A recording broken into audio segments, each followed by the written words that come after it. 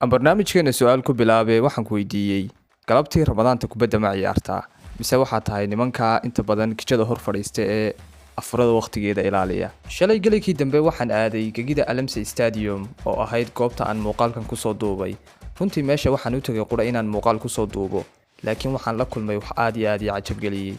Dhalinyaro iyagoo sooman haddana runtii energy fara badan kubadda u haya oo aad iyo aad u dhoola cadaynayo oo aanay kaba muuqanba soontu iyo waxa weeyaan inay saacadihii ugu dambeeyay ku jireen.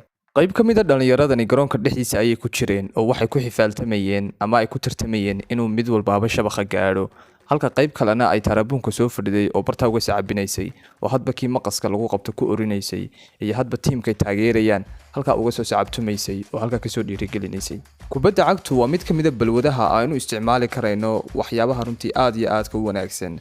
haddaan halkan dhowr qodob ka sheego waxaa ka mid ah kubadda cagta waxaanu isticmaali karaynaa inaynu dhalinyarteena ku mashquulino oo wax weeyaan qofku marka uu sooman yahay waxa laga yaabaa gelika dambe inaanu waxba qaban oo uu u jeesto ama inuu laanduu ciyaaro ama inuu waxa weeyaan dad xanto ama inuu dad iska caayo ama inuu waxa turubka loo yaqaano ciyaaro.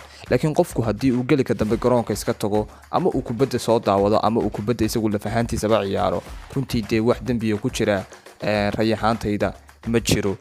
qodobka labaad aynu kubadda u isticmaali karaynaa waxa weeyaan inaynu dhalinyarteena aynu kaga ilaalino tahriibka ama inay waxa weeyaan dee nafahooda ay badaha ku tuuraan.